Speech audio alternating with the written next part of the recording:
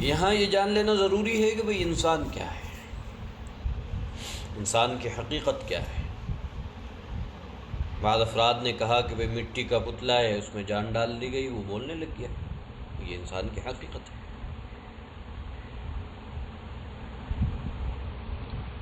بعض افراد جو منطق کی سمجھ رکھنے والے ہیں، منطق کو پڑھتے ہیں، وہ یہ کہتے ہیں کہ انسان ایسا جاندار ہے جس کو عقل عطا کی گئی ہے۔ جاندار ہے انسان، اس میں جان ڈالی گئی ہے، لیکن ساتھ ساتھ عقل بھی عطا کی گئی، جس سے وہ اچھے برے کی پہچان کر لیتا ہے، سوچ لیتا ہے، سمجھنے کی قوت رکھتا ہے، نتیجے نکالنے کی قوت رکھتا ہے، چیزوں کو ایجاد کرتا ہے۔ لیکن دنیا میں جاندار تو اور بھی ہیں۔ انسان کا جو درجہ ان سب سے اونچا ہے، کیا اس وجہ سے کہ اس کو عقل عطا کر دی گئی؟ سوال ہے بھئی انسان کا جو درجہ سب سے اونچا اللہ تعالیٰ نے بنایا، اس کو اشرف المخلوقات کہا، کیا وہ اس وجہ سے ہے صرف کہ اس کو عقل عطا کر دی گئی؟ اور اگر یہ سمجھ لیا جائے کہ ہاں اس کی بڑائی صرف عقل کی وجہ سے ہے، تو یہ جو تمام جانداروں پر قبضہ جماتا ہے، ہر چیز پہ قبضہ جماتا ہے نا، ہر دنیا کی ہر ایک چیز کو اپنے استعمال میں لاتا ہے، کسی کو کاٹ دیتا ہے، کسی کو توڑ دیتا ہے، کسی چیز کو جلاتا ہے، کسی کو پگھلاتا ہے، سمندروں میں تیرتا ہے، فضاؤں میں اڑتا ہے، اور اللہ رحم اب تو چاند تاروں پر بھی قبضہ جمانا چاہتا ہے، وہاں تک پہنچ رہا ہے۔ تو بھئی اس کا یہ جو قبضہ ہے اور یہ جو استعمال ہے چیزوں کا، کہاں تک درست ہے؟ یہ ساری چیزیں کر رہا ہے تو یہ کہاں تک درست ہے؟ کیا جبر اور قہر نہیں، ظلم نہیں؟ بھئی کیا اس کا جو قبضہ ہے یہ زبردستی کا نہیں ہے؟ اور یہ جو استعمال ہے چیزوں کا اس کا، کہ بھئی اس کو یوں کر دیا، اس کو یوں کر دیا، تو یہ ظلم نہیں؟ کیا اس کو عقل اس لیے دی گئی ہے کہ وہ ظلم اور جبر و قہر کر سکے؟ اس عقل کو ہم نعمت اور رحمت مانیں یا عذاب اور مصیبت سمجھیں کہ ساری مخلوق کو اپنے شکنجے میں کس رکھا ہے؟ اگر ہم صاحب منطق سے اس بات کو پوچھیں گے تو یہ اس کا جواب نہیں دیتے، منطق میں اس کا جواب نہیں ملتا۔ ہاں ہم قرآن کریم کی طرف رخ کرتے ہیں، اس کا مطالعہ کرتے ہیں، تو قرآن شریف میں اس کا جواب موجود ہے۔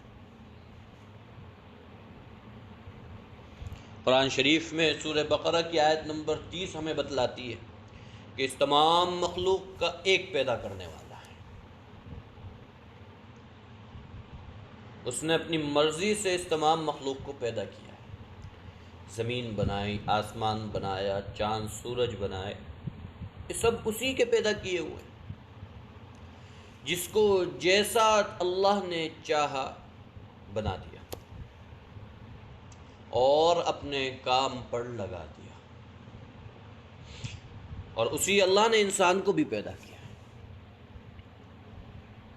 جس نے تمام مخلوق کو پیدا کیا ہے، مخلوق دنیا کی ہر ایک چیز کو بنایا ہے، دنیا کی باہر کی جتنی چیزیں ہیں ان کو بنایا ہے، تو اسی اللہ نے انسان کو بھی پیدا کیا، اس کو عقل دی، اس کو سمجھ دی گئی ہے، اس کو علم دیا گیا ہے، اور اسی نے یعنی اس اللہ نے انسان کو پوری کائنات میں اپنا نائب بنایا ہے،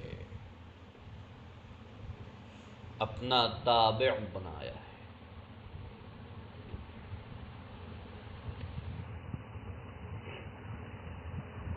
ہم دوسری جگہ جائیں تو سورہ جاثیہ میں آیت نمبر 13 میں اللہ تعالیٰ ارشاد فرماتے، وہاں پر بھی اس کی ہمیں روشنی دکھائی جاتی ہے کہ اسی نے اس کو ایسی صلاحیت اور ایسی طاقت بخشی کہ زمین اور آسمان کی کسی بھی چیز پر یہ قبضہ کر سکتا ہے۔ اس نے کس نے؟ بھئی اللہ نے۔ اس کو کس کو؟ بھئی انسان کو۔ اس اللہ نے اس انسان کو ایسی طاقت اور صلاحیت بخشی ہے کہ زمین و آسمان کی کسی بھی چیز پر یہ قبضہ کر سکتا ہے۔ مالک کون ہے بھائی؟ اللہ۔ اور اللہ نے انسان کو کس نے بنایا؟ کہ بھائی اللہ نے بنایا۔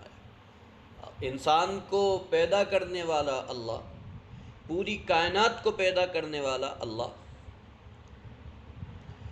اور اللہ تعالیٰ ہی انسان کو ایسا بنا رہے ہیں، اس کو ایسی صلاحیت دیتے ہیں، ایسی طاقت دیتے ہیں کہ زمین و آسمان کی کسی بھی چیز پر وہ قبضہ کر سکتا ہے اور اس کو اپنے کام میں لا سکتا ہے، استعمال کر سکتا ہے۔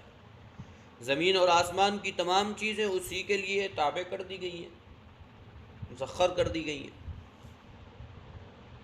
یہ ہمیں سورہ جاثیہ بتاتی ہے۔ یعنی کہ قرآن کریم ہم کو اس کا جواب دیتا ہے کہ بھئی انسان یہ جو سارا کام کر رہا ہے، سب چیزوں کو اپنے شکنجے میں لیے ہوئے ہے، اسے بھی استعمال کرتا ہے، اسے بھی استعمال کرتا ہے، اسے بھی توڑ دیتا ہے، اسے بھی توڑ دیتا ہے، تو انسان ایسا کرتا کیوں ہے؟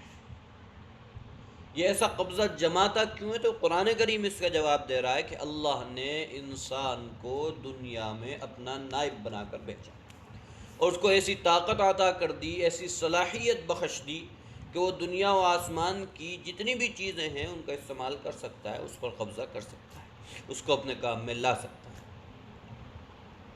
بس اب انسان کا یہ جو قبضہ ہے یہ جبرن نہیں ہے، زبردستی والا نہیں ہے، اور یہ جو تصرف ہے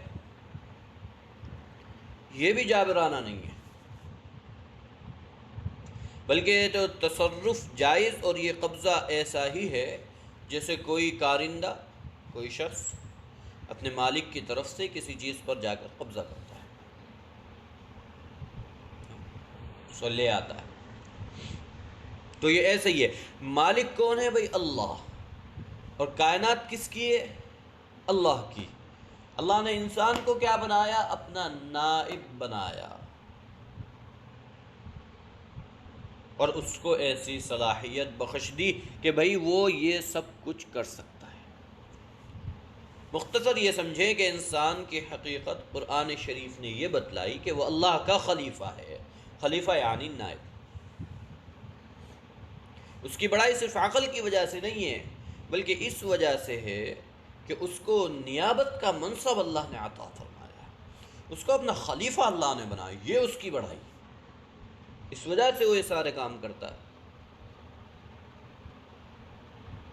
تو بھئی انسان کی جو یہ والے معاملات ہیں کہ بھئی وہ جو قبضہ جماتا ہے، شکنجہ کس کے رکھتا ہے، تو اس کی بڑی وجہ کیا؟ بھئی بڑی وجہ یہی ہے کہ بھئی وہ اللہ کا نائب ہے، اللہ نے اس کو اس کی اجازت دی ہے، بلکہ اس کی صلاحیت بخشی ہے۔ اللہ نے اس کو اس کی صلاحیت بخشی ہے، طاقت دی ہے کہ بھئی وہ یہ کام کر سکتا ہے۔ تو یہ انسان اور اس کی عقل کا معاملہ کہ بھئی انسان اشرف المخلوقات اس وجہ سے ہے کہ اللہ نے اس کو اپنا نائب بنایا ہوا، اس کو اپنا خلیفہ بنایا ہے۔